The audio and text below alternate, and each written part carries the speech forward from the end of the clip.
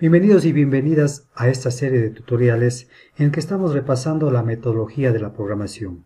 En esta ocasión vamos a aprender a resolver problemas que requieran repetir instrucciones y a la vez saber cuántas repeticiones ocurrieron.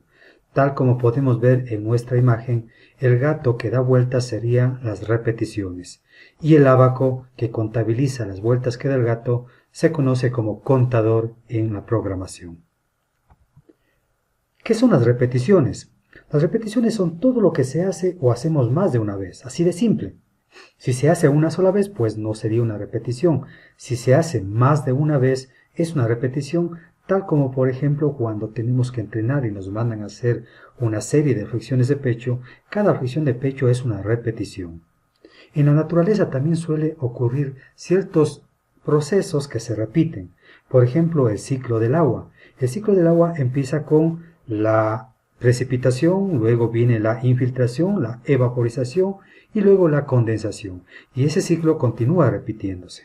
Y el semáforo, cuando cambia sus luces, también es una repetición. Cada determinado tiempo cambiaría de un color a otro. En la solución a ciertos problemas se presentan acciones que se repiten las mismas instrucciones por algunas ocasiones. Por ejemplo, cuando calculamos un número elevado a una potencia determinada, no es más que multiplicar la base la cantidad de veces que indique el exponente, es decir, se repite una cantidad determinada de multiplicaciones. Las instrucciones repetitivas permiten ejecutar una o varias instrucciones o un número determinado de veces o mientras se cumple una condición. En este caso del ejemplo se repite un número determinado de veces que son 4 que indica el exponente. Otro ejemplo que suelo utilizar yo para practicar la programación son las series numéricas. Y es que una serie numérica no es más que la repetición de un patrón de comportamiento. En este caso, el patrón de comportamiento es sumarle 4 cada vez al número que sigue. Entonces yo podría tranquilamente pasarle esto a un programa indicándole que lo que se repite es el patrón de comportamiento de más 4. En programación el concepto es bastante simple. Si hay que hacer algo varias veces, usamos una repetición. Algunas veces sabremos del número de veces que debemos realizar una o varias acciones y otras veces no se tendrá claro desde el inicio, pero sí se sabrá cuándo hay que repetir algo. En un programa muy conocido como el Scratch tenemos las instrucciones del repetir 10 que me indica una cantidad determinada de veces que se repite. El repetir por siempre, en este caso el repetir por siempre no existe en los lenguajes de programación. Este repetir por siempre sería un bucle infinito. Otra instrucción que tenemos en el Scratch es el repetir hasta que repite las instrucciones que están dentro del bloque hasta que se cumpla la condición que yo haya puesto. Estas repeticiones son conocidas también como estructuras de repetición, lazos, loops, bucles o ciclos. Consisten en un conjunto de instrucciones que se ejecutan repetidas veces dependiendo del cumplimiento de una condición como ya hemos visto. El conjunto de instrucciones que se repite es hasta que se cumpla una determinada condición. En los pseudocódigos, ¿cómo vamos a utilizar los bucles? Cuando en un pseudocódigo se forma un ciclo, se debe indicar dónde empieza y dónde termina mediante palabras claves. Para indicar que empieza el bucle, se indica con la palabra clave repetir. Luego va todo el bloque de instrucciones que yo necesito que se repitan hasta que la condición que yo ponga sea verdadero. Por último, necesito decirle con otra instrucción hasta dónde llega ese bloque de repeticiones. Esta instrucción, estas palabras claves, es hasta qué y luego pongo la condición. Recuerde que la condición siempre debe tener 3 elementos, que comparo, el operador de comparación y con qué voy a comparar. Por ejemplo, ¿qué comparo? La edad. Operador de comparación, el mayor que. ¿Con qué comparo? El 14. Si yo tengo un bloque de instrucciones dentro de este repetir, y en alguna instrucción está el 12, lo que va a hacer el compilador es comparar si el 12 es mayor al 14.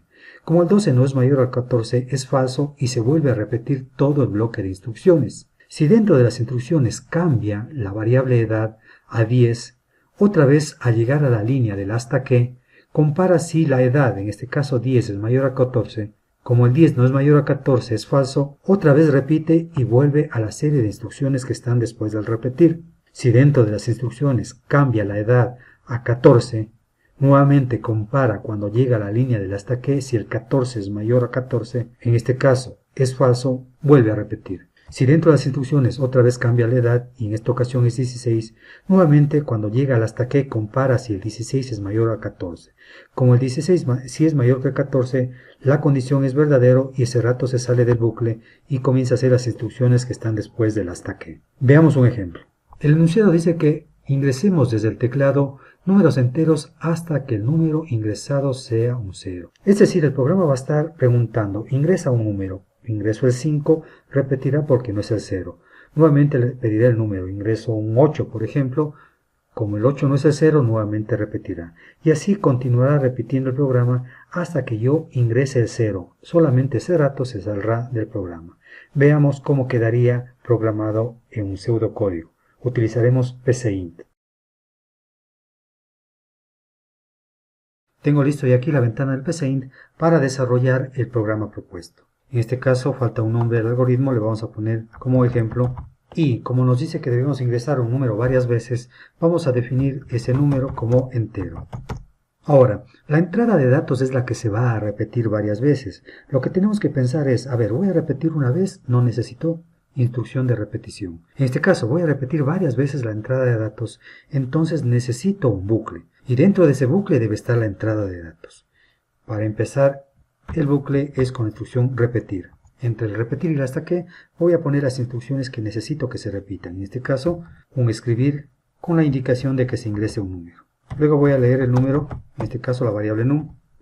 Y por último está subrayado de rojo el hasta que porque me falta la condición, la comparación. Le pongo entre paréntesis y vamos a poner la comparación. El ejercicio dice que repetimos hasta que el número ingresado sea un 0. Es decir, que la variable num sea un 0, hasta que num sea igual a 0. Si yo ejecuto el programa, me pide en primera instancia un número, ingreso el 8, me vuelve a pedir. Ingreso el 9, me vuelve a pedir. Cualquier número que yo ingrese, me vuelve a pedir. Si yo pongo el 0, como el 0 es igual a 0, llegaría a esta comparación de la línea 8 y ese rato se sale del bucle. Un concepto muy utilizado y que va de la mano de las repeticiones son los contadores. Un contador es una variable tipo entero, cuyo valor se incrementa en 1 para cada repetición de un ciclo. Además, se utiliza generalmente, como su nombre lo dice, para contabilizar el número de repeticiones de un ciclo. Es muy importante recordar que todo contador debe ser inicializado antes del ciclo, es decir, antes de la palabra repetir, con un valor. Generalmente se inicializa con 0. Simplemente a la variable que va a ser nuestro contador le asignamos el valor de 0. Luego, dentro del ciclo, es decir, entre el repetir y el hasta que, la variable que va a ser inicializada como contador debe incrementarse en 1 a sí misma de la siguiente manera. Cont es igual a cont más 1. Tal como dice la teoría, cont es igual a la misma variable cont más 1 si quiero incrementar en 1.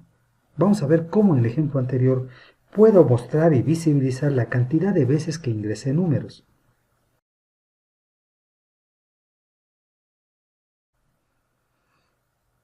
Tengo aquí el código que ya habíamos trabajado anteriormente y lo que vamos a hacer ahora es saber cuántos números fueron ingresados.